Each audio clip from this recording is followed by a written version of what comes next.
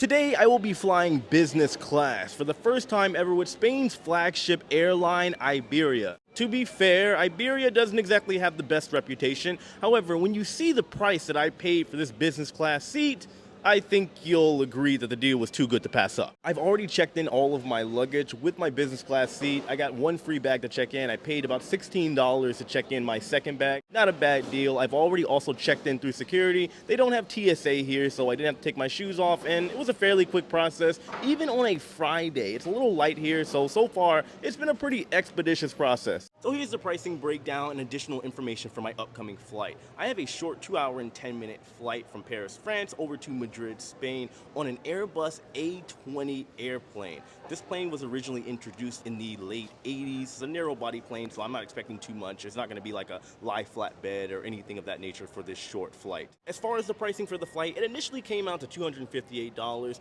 for an economic seat. However, upon check-in last night, I was offered business class at just $45. It comes with additional leg room, food and drink, and even a work desk. So the total came out to $300, and for me personally, the deal was too good to pass up. I also, of course, being in business class, have priority boarding, and it does appear that I got the deal for the last business seat available for this flight, sitting in 1D. Typically, I would prefer a window. However, like I said, for this deal, well, I wasn't going to turn away from it. I do have about 45 minutes until I board my flight, and in classic European style, it looks like when it's time to board, we're just going to get on one of these buses over here and then head straight to our plane. By the way, here is some useless or useful information about Iberia in case you're interested. This company was founded all the way back in 1927, so it is 96 years old, making it one of the oldest airlines in the entire world. They are also part of the IAG, which is the International Airline Group, as well as One World, looped in with airlines like British Airways as well as American Airlines. Well, the time has come. Time to board. It does look like a full flight, so boarding might be a little hectic, but thankfully there are two different lanes, one for express and business class, and another one for economy. Here we go. It is nice to be one of the first people on the bus. Too bad we're about to be crammed like sardines in here in a minute. And here we go. Next stop, Spain. While I was not expecting a business class seat that you would see on a long haul flight, for example, this was not what I was expecting at all. It was a regular seat that you would see on any typical flight, with the middle seat blocked out for more space. You have a personal coat hanger for your jacket, you have a storage pocket with a barf bag, and additional information about the airline you'd be flying with. I just used it for my portable charger. Definitely a noticeable difference in leg room that I'm not used to seeing on normal flights. However, I'm only 5'6", but the extra room was nice and appreciated. One universal electronic socket, as well as one USB port. One AC vent to use for your personal preference, as well as a personal reading light. You see this with any economy seating as well. Myself and the passenger next to me just used the middle seat for extra storage, that way we didn't have to put our bags on the ground. There was a button on the left to recline the seat. It only went back as much as you would see in a standard economy seating, unless you were flying with, for example, Ryanair or Spirit, where it doesn't recline at all. The work desk that Iberia claimed I would have during this business flight was not a work desk at all. Instead, it was a typical tray table that you would even get with economy seating. For lunch, we only had two options. Do keep in mind, once again, this is only a short 2-hour flight, so I wasn't complaining at all. The meal wasn't very appetizing, so I only ate some of it. However, the unlimited alcohol was pretty nice. I had one drink. And we have officially made it off the plane, and I gotta tell you guys straight up, this is by far the craziest flight I've ever taken in my life. So where do I even start?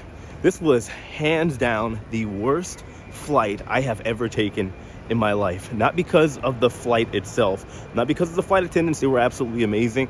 The issue for this flight was a lady that was sitting in the aisle across from me in the front row. Full transparency, I am fairly new with this flight review vlog type thing on airplanes. However, one thing I do whenever I get on a plane, because it's only my second one, is let the flight attendant know that I have a blog site and I'm just doing a little review of my experience in business class. They say, of course, that it's no problem as long as I'm not intentionally filming other people and try to keep it to only my seat. Understandable. Naturally, when I am recording, even if it's in a crowded place like a cruise ship, for example, or a theme park, I try my best to be out of the way. If there's a big crowd, I go in the corner where I can be heard on my microphone, as well as not disturb any of the guests that are enjoying the experience. On this flight, like I said, went out of my way to make sure I just recorded my seat. However, after we took off and reached cruising speed, I began to take a photo of me sitting in my business class seat. There was nobody else in the photo. I was just going to use it for a cover photo.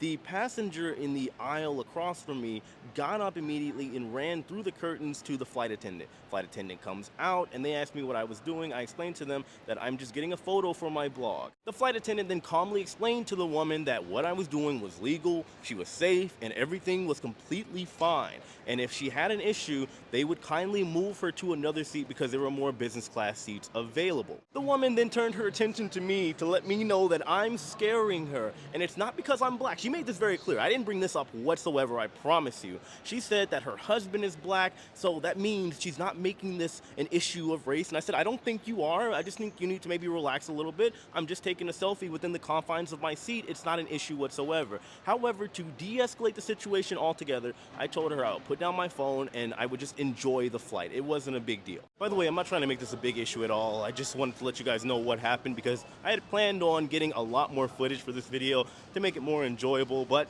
it is what it is. I think this is my other bag. Yes, it is.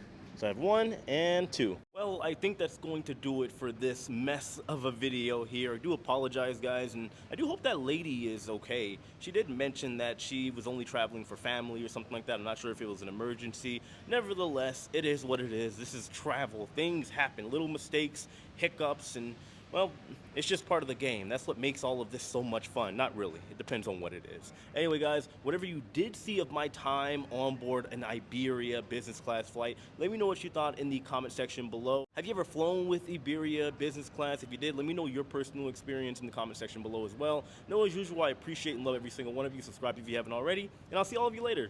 Take it easy.